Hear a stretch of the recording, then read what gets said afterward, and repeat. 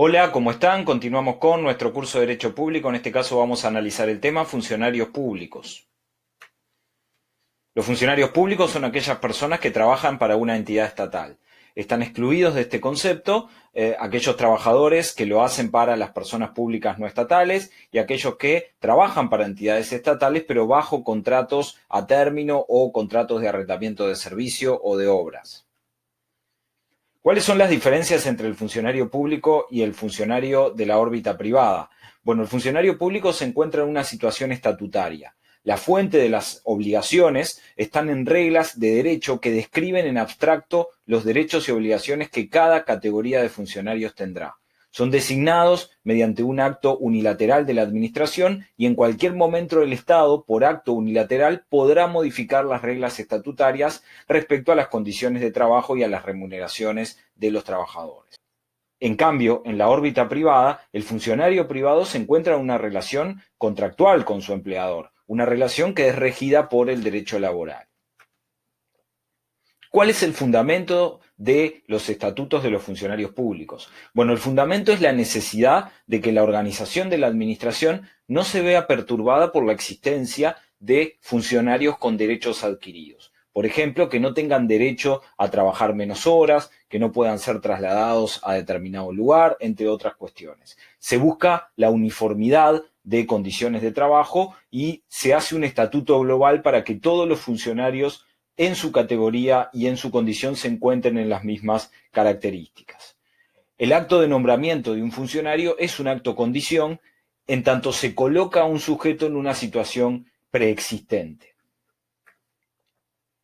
¿Cuáles son los estatutos de los funcionarios? Bueno, vamos a tener al estatuto central, que está establecido por ley y que es aplicable para funcionarios dependientes del Poder Ejecutivo, del Tribunal de Cuentas, de la Corte Electoral, del Poder Judicial, del Tribunal de lo Contencioso Administrativo y de los servicios descentralizados. Seguidamente tendremos los estatutos de cada cámara, los cuales son fijados por cada una de las cámaras por acto administrativo, en este caso es un reglamento autónomo, y son alcanzados los funcionarios de las respectivas cámaras. Tendremos el estatuto de los gobiernos departamentales, que es establecido por acto legislativo departamental, en tanto es sancionado por la Junta Departamental y promulgado por el intendente. Estarán alcanzados aquí los funcionarios de los gobiernos departamentales. Tendremos posteriormente el estatuto para los entes autónomos comerciales e industriales, que es proyectado por el directorio del ente y aprobado por el Poder Ejecutivo por un acto administrativo, que en este caso será un decreto del Poder Ejecutivo, y están alcanzados los funcionarios de dicho ente. También tendremos el estatuto para los entes autónomos de enseñanza, el cual lo proyecta y lo aprueba, en este caso el Consejo Directivo del propio ente, y están alcanzados los funcionarios docentes y no docentes que tenga el respectivo ente de enseñanza. ¿Cuáles son los límites legales a los estatutos que no están establecidos en la ley? Bueno, los estatutos dictados por las respectivas autoridades deben respetar las disposiciones constitucionales sobre funcionarios públicos y también respetar el resto del ordenamiento jurídico. Por ley, se pueden establecer normas especiales aplicables a funcionarios de los gobiernos departamentales o de los entes autónomos, pero las mismas deben contar con dos requisitos. En primer lugar, deben ser votadas por 2/3 de votos del total de componentes de cada Cámara y en segundo lugar se exige por parte de la Constitución que regulen cuestiones comunes a todos los funcionarios de esa categoría.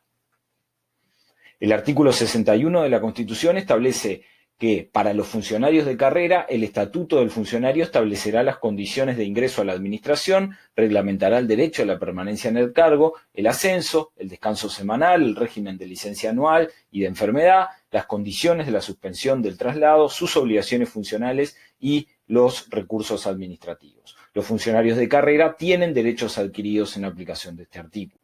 Los funcionarios de carrera son aquellas personas cuyas tareas y posición permanente en la administración hace razonable considerarlo como un profesional de su empleo. Es un concepto que se encuentra opuesto a el funcionario eventual o a aquel que es contratado para una tarea específica u extraordinaria. La función pública en tareas permanentes deberá efectuarse en cargos presupuestados y bajo el sistema de carrera administrativa. ¿Cómo determinamos si un funcionario es de carrera? Bueno, en primer término, para la Administración Central, Poder Ejecutivo, en este caso, hay una presunción constitucional absoluta de que los funcionarios que estén presupuestados son de carrera. Para los gobiernos departamentales, los funcionarios presupuestados se reputan también de carrera, salvo que la Junta Departamental, por 3/5 de votos del total de componentes, los declare como de carácter político o de particular confianza. Los funcionarios presupuestados de los entes autónomos y servicios descentralizados también son funcionarios de carrera. ¿Cuáles son las condiciones de ingreso a la función pública? Bueno, las condiciones de ingreso y los requisitos que deben cumplirse para ser funcionarios están previstos en los respectivos estatutos. Identifican allí estas normas en qué casos se requerirán títulos habilitantes previos o pruebas de suficiencia, así como cuándo el nombramiento será directo o cuándo se exigirá un previo llamado a concurso para la designación del funcionario. La designación por concurso es el procedimiento más reglamentado e implica, en primer lugar, hacer un llamado público o limitado a quienes tengan derecho a concursar, y en segundo lugar, la existencia de un órgano que será el Tribunal del Concurso, que estará encargado de apreciar cuál es el mejor de los consultantes y expedirá finalmente un dictamen que será vinculante en cuanto la autoridad administrativa decida cubrir el cargo. Deberá apelar a dicho dictamen cuando decida cubrir el cargo vacante. El derecho a la permanencia en el cargo está previsto en el artículo 61 de la Constitución e implica que, mientras el cargo exista y el funcionario conserve los requisitos necesarios para ocuparlo, éste no podrá ser trasladado sino en las condiciones que establezca el propio estatuto. El derecho a la permanencia en el cargo es distinto a la permanencia del cargo, en tanto el cargo puede ser suprimido.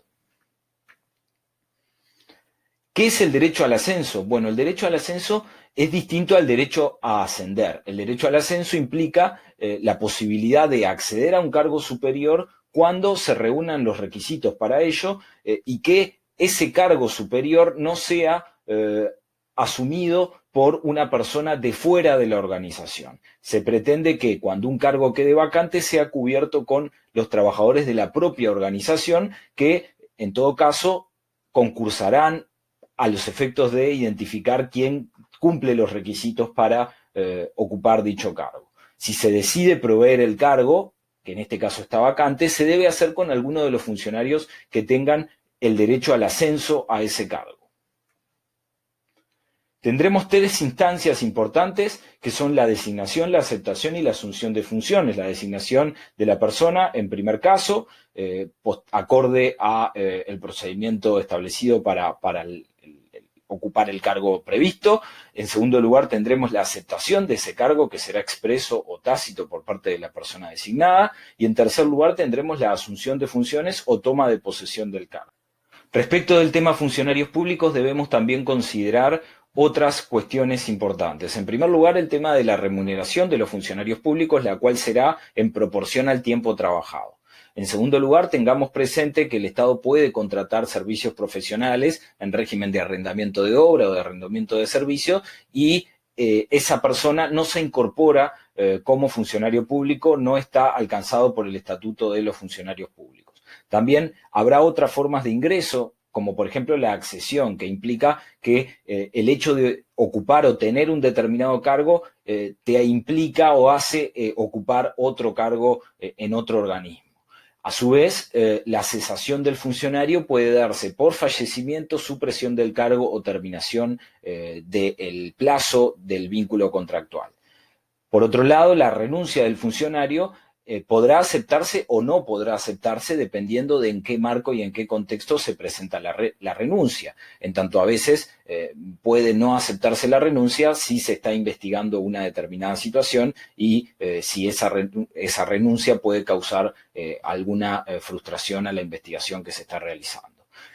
Seguidamente, la destitución puede darse por razones disciplinarias, por ineptitud para el desempeño del cargo o por razones de particular confianza o de carácter político que implican que la persona asociada a determinado cargo, si el cargo al cual está asociado esa persona deja su cargo, en todo caso también dejará el cargo quien esté asociado a él.